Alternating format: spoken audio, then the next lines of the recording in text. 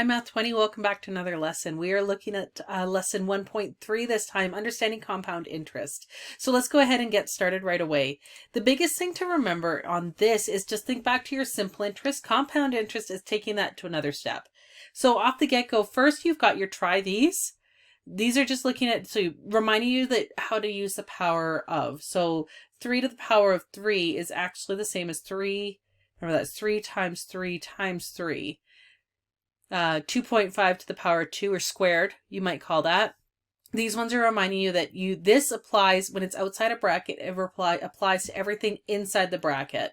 So first you do everything inside the bracket first. Think of your order of operations. So that's going to be 5 to the power of 4. So 5 times 5 times 5 times 5. So you should come up with 625. And in this one, it's the same thing. Do everything inside the bracket first and then to the power of 3. Go ahead and practice that one. Do that one. You should come up with 29.791. All right. Now, Madeline invested $10,000 4 years ago. There's your keys there. The investment earned compound interest at 2.1% per year compounded annually. So she's going to use that interest to buy cupcakes. So how much interest does she have now? The biggest thing here that you want to note the difference of is compound interest. Before you saw simple interest. Simple interest is something that happens just once. Happens at the end of the year, for example. You get interest calculated one time. Compound interest, the interest is calculated on the principal and the interest earned ongoing. So in this case, she did it for 4 years. So every year, her investment earned interest, which then went through to the next year, and she earned interest on the principal plus the interest. So we're going to take a look at that here in this chart here so you can understand that. So here's your first year. So $10,000 was the first year. That's how much.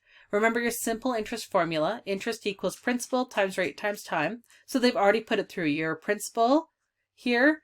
Your rate of 2.1% for 1 year. So you've made an interest of $210, which she has. Add those together. Your amount, which is the principal plus the interest. That's what you have at the end. Your principal plus your interest is $10,210. Now that rolls into the next year. So now that's the principal at the start of year 2. The rate is still the same, 0.021. The time again for 1 more year. So this time it's going to be a little bit more because you have a little bit more that you've invested. You actually have $214.41. Again, the total amount that you have is this amount, not the top one, because you have a new one for this year. So take the one for this year plus the interest earned. And this time you're going to come up with $10,424.41. And again, year 3, you're going to take this amount and it comes down here. So you're starting with $10,424.41 and put it through your formula again, $10,424.41. Same interest rate, same amount, 1 more year. This time again, it's a little bit higher again because you had more to start with. Your amount plus your interest. So in the end, you're going to, A is going to be $10,643.32. And for the final time, take that to year 4. So you're starting this year with that amount. Run it through your simple interest formula. I equals 10,643.32 times the same rate, always the same rate. Again, times 1 year, $223.51. So your amount, add your principal plus the interest that you earned this time, $10,866.83. So this way you've done it 4 times, but this is pretty cumbersome, right? That's why there's going to be a formula you can use that'll show you, but this is what the compounding means. Every year, your principal became the new amount that earned interest on. The next year, you earn interest on that new amount. So it keeps compounding the amount over and over so that you earn more in the end, or owe more if it's a loan. All right. And your hint here, at the end of each year, the interest is added to the principal, and the sum is the principal for the next year. That's what we just looked at. So here, use simple interest calculations in the chart to determine how much compound interest Madeline earned.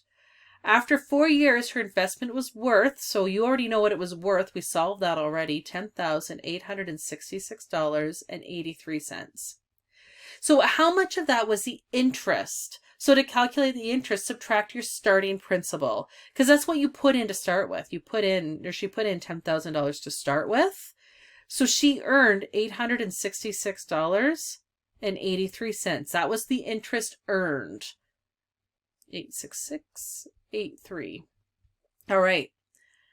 To calculate the amount of compound interest on an investment, here's your formula. So this is going to be an important formula. We'll build on this as we go a little bit, but A is the amount. So that the amount, remember, that's the amount that you have at the end.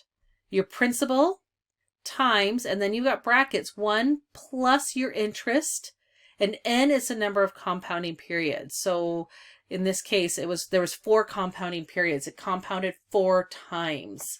As you get higher in some more lessons, you're going to see how that's going to change a little bit, because sometimes it's going to compound multiple times a year. In this case, it compounded 1 time per year. So that's the number of compound periods that there were. There was like 4 times in total because there was 4 years. All right. Let's take a look here. Use the compound interest formula to calculate how much interest she earned. So now we're just going to be using this new formula that's here to calculate how much she earned. So what information do you know? Do you know the amount? No, that's what you're going to be figuring out. You know your principal. That was what she started with.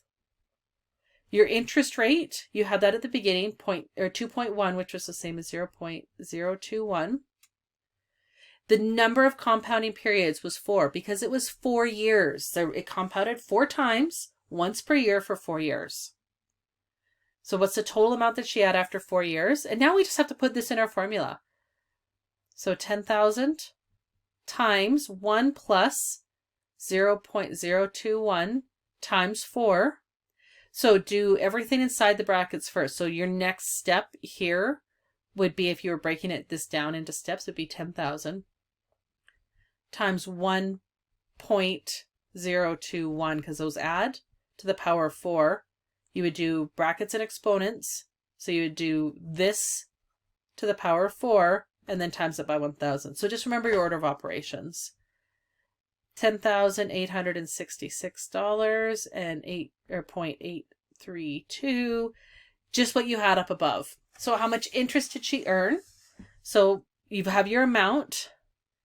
So subtract what you started with, and that's going to leave you with the interest, which is exactly the same as what we had up above. The difference between your simple interest formula and now is the simple interest formula tells you how much interest you've earned, because it was I interest equals principal times rate times the time. You had that. In your compound interest formula, you aren't given in the end how much interest you've earned. So if you need to know how much interest it was, you have to remember to subtract what your final A amount is there minus what you started with, your principal. Okay, last example here.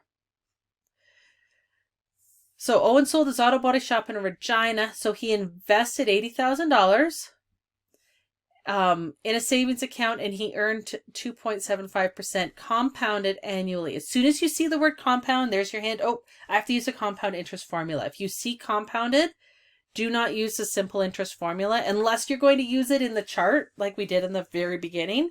You could use it if you're going to do it 4 times or however many times it's compounded. A lot easier to use this formula. So as soon as you see the word compound, that's your hint what formula you're using. And it's compounded annually. That's important to know. How much will his savings be worth after 3 years? Okay, so determine the value of his savings. A equals P 1 plus I over N. So as a reminder, P is your principal. 80. He started with 80,000. 1 plus your interest, so 2.75% equals 0.0275 0.0275. And in this case, they've actually given you the N as 3 years. It's compounded annually for 3 years. So it compounds 3 times. That's where that 3 is.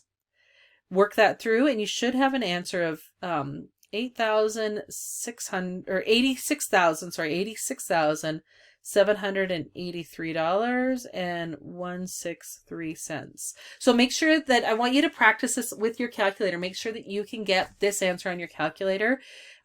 Just as good practice for order of operations. If you're doing your order of operations wrong, you're going to have it, it's just not going to give you the right answer. So work this through on this example because you know what the answer is. Make sure you're getting that punched into your calculator correctly.